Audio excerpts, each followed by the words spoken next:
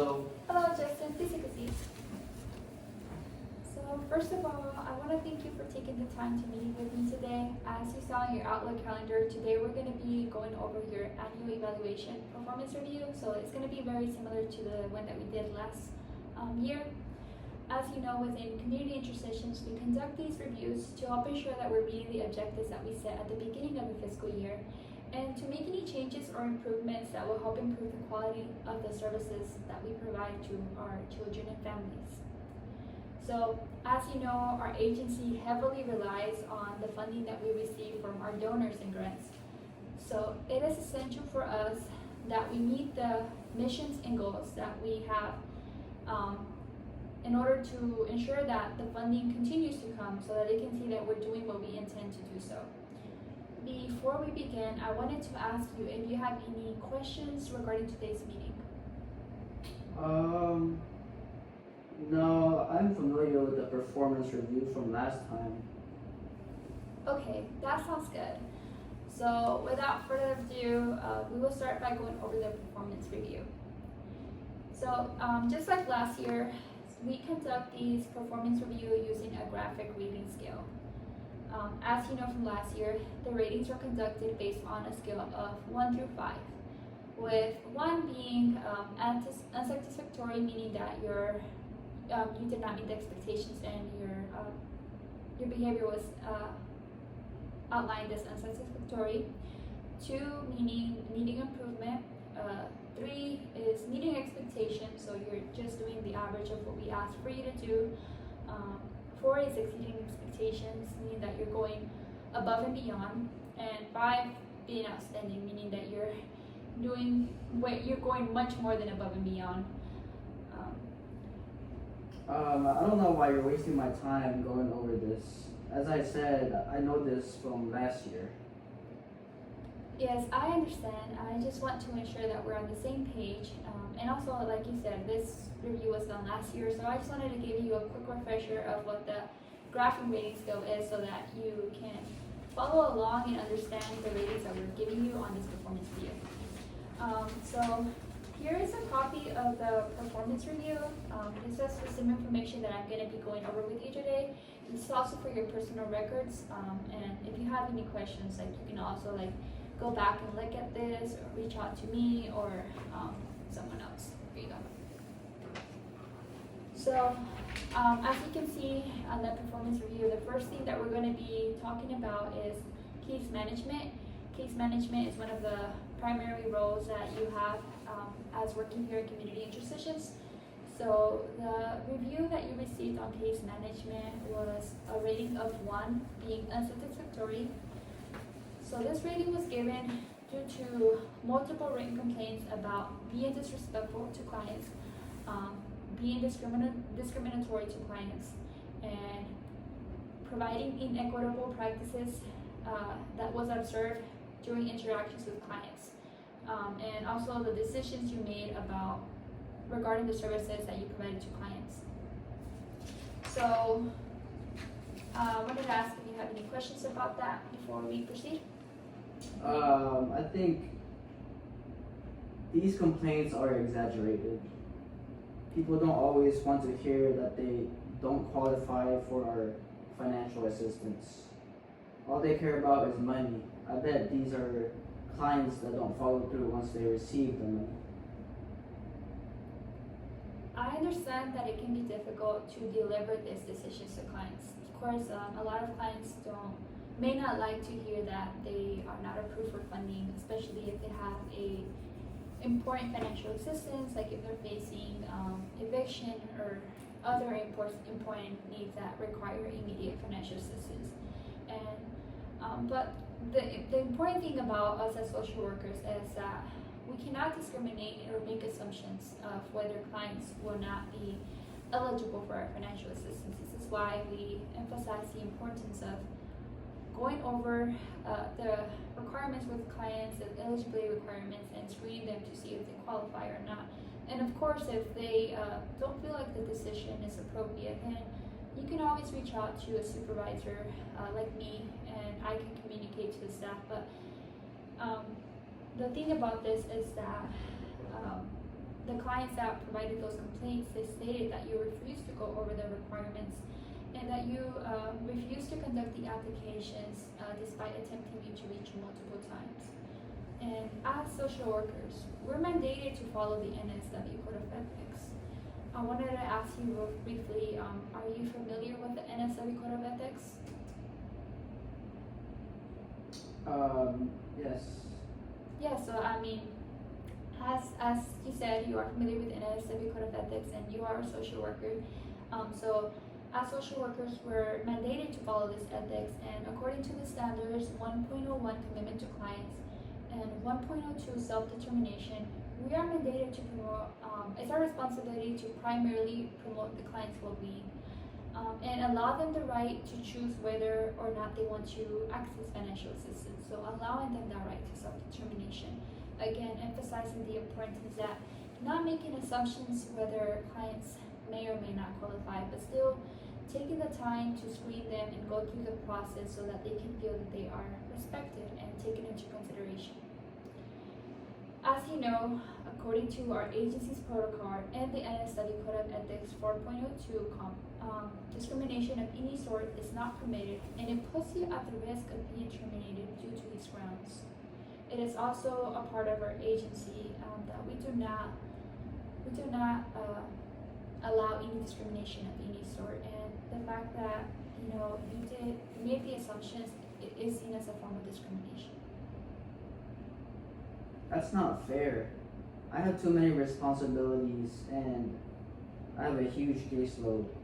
You can't seriously expect me to screen every client on top of all my responsibilities. I hear your concerns, but these responsibilities, they were outlined in the job offer that you reviewed and signed.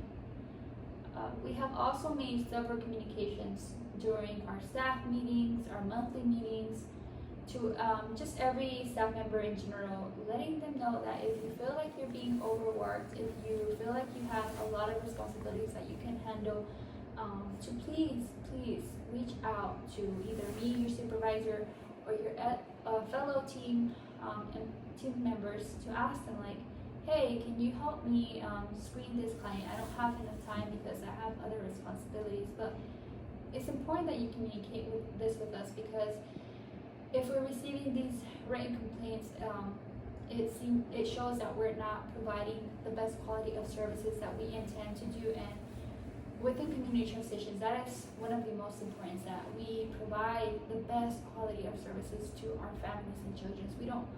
We do not desire to receive these written complaints from clients, because it affects our reputation, and it makes us seem like we don't do what we intend to do. So, moving on, before we begin, I wanted to ask if you have any final questions regarding that performance review on case management. I work late evenings sometimes, and these fundraiser events are mainly on the weekends. So I had some weekend responsibilities on the day of those two recent fundraiser events. I just couldn't miss. So we're just getting to that part, but thank you for letting me know. So on the fundraising participation, you were actually given a rating of 1 being unsatisfactory. So this rating was given due to not meeting the expectations outlined in participating in fundraising events. Like you said, you did miss 2 recently. And we emphasize in community transitions that we heavily rely on the funding that we receive during our fundraising events. During the past 5 fundraising events, you have only participated in 1 event and caught out during the others. So as we stated in our agency policies, employees are written up if they call out without communication to staff members. Recently, as you're aware, you received 2 write-ups due to not showing up and not communicating with staff, meaning that you called out. You did not call out, so you did not show to the fundraising event, and you also did not communicate that you were not going to show to the event to any of our staff members. So, as you said earlier, I understand that you work late evenings sometimes, and I know that a majority of our fundraiser events are hosted during the weekend, so that we can allow more participation from our community members, but we send communication of these fundraising events before the event to ensure that everyone could attend. So we also understand that you may have other responsibilities outside of work, but communication of this is necessary regardless if you can make it. So just not showing up or not calling out is not acceptable within community and transitions. So I'm gonna move forward to our grant proposal performance review. So for this one, you received a rating of 1, also being unsatisfactory. So in your job offer, you were informed that you were responsible for conducting and submitting grant proposals as part of a responsibility outlined in the fiscal year objectives as well. So this rating was based on the grant proposals that you submitted, which did not meet expectations. The proposals you submitted had significant errors, and they did not align with our missions and goals within community and transitions of seeking funding to better serve the children and families. Do you have any comments about that? What? Are you serious right now? Writing those grant proposals is not a piece of cake and takes a lot of time. I understand your frustration. However, this responsibility, it was clearly outlined in the job offer and interview to ensure that you would be capable of completing them. Again, according to the NSW Code of Ethics Standard 4.01 competence, social workers are called to only accept employment on the basis of existing competence or the intention to acquire the competence, meaning that you are willing to work to become better at being competent in writing those grant proposals. So during the past year, we have also provided coaching and additional professional development trainings within the agency to help improve your skills in writing those grant proposals. We have also allotted meetings to provide time to help review and work on those grant proposals together with you so that you're not alone in doing these. However, despite our efforts to provide help, you continue to not meet your expectations in writing those grant proposals. I can't believe I received all 1s under review. Like, what the heck? So what does this mean for me? So, based on this performance review and the last annual performance review and the 2 recent write-ups, a decision has been made to terminate your employment with communities and transitions. So effective today, you no longer work with us. Please understand that this decision was not made lightly, and it was solely based on the failure of you to meet your performance expectations despite our efforts to provide help and the violations of our agency policies. As I mentioned before, discrimination of any sort is not permitted according to our agency's policies, and it puts you in the grounds of being terminated. So this is one of the reasons why we decided for you to no longer work with communities and transitions. Are you serious? After all my hard work these past 2 years, you're not going to give me a second chance? Justin, we really appreciate all your work. However, we informed you in the previous annual performance review that an improvement was necessary to maintain employment, and we made a performance improvement plan which you agreed to and signed as well. So this was your second chance, this second year that we provided for you, and we helped you by providing you that performance improvement plan on how you were going to be able to improve. But according to our agency's policies, failure to meet expectations of your work or improve after receiving a performance improvement plan also puts you on the basis of being terminated due to it impacting the quality of the services that we provide to our children and families within community and transitions. So I will review the next steps with you as part of the termination process. So I wanted to give you a copy of termination for your personal records as well, and it will talk about the information that I'm going to briefly discuss with you as well. So you will receive your final paycheck within the next pay period, and it will include any accumulated PTO or paid time off, as you're aware, and vacation time. Your health insurance benefits will also remain active until the end of the month of March, and HR will contact you personally, either through phone or email, regarding your COBRA coverage options. You will also need to return your badge immediately after this review. So this is seriously it? I just pack up and leave? So I also wanted to mention that you will have the opportunity to pick up your belongings at another time, according to our agency policies, as we require for you to hand over your badge as soon as we're done with this meeting, just for safety policies. So if it's okay with you, we can either schedule a time for you to come to the office and pick up the rest of your belongings, or we can also schedule a time so we can escort you to your office to pick up the rest of your belongings. You just have to hand over your badge at the end of the meeting. You are all too much. I understand your frustration, but if you need something from your office, because I understand this information was just given to you, I can walk you to your office after this meeting and escort you out as well. Thank you. That is the least you could do.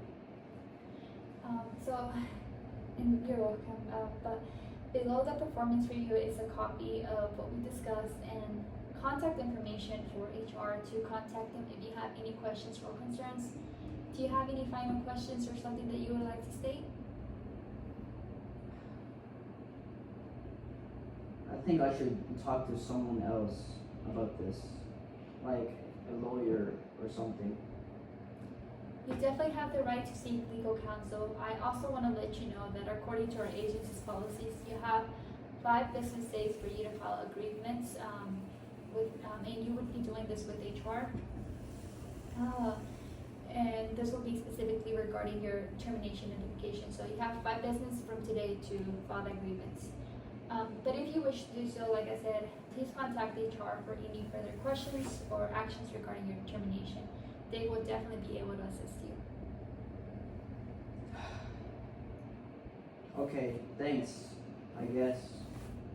I know this decision can be difficult, but I do want to thank you for your time and the work that you invested within community and transitions. And I want to wish you the best of luck in your future endeavors as well. You're just saying that to be nice. I would appreciate if you stop wasting my time and walk me to my office to pick up my belongings.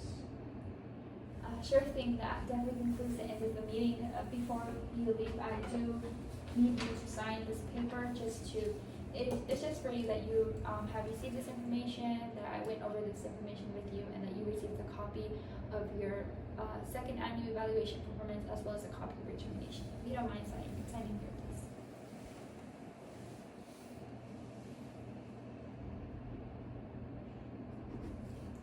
Thank you, Justin. So I'll go ahead and walk you out to your office.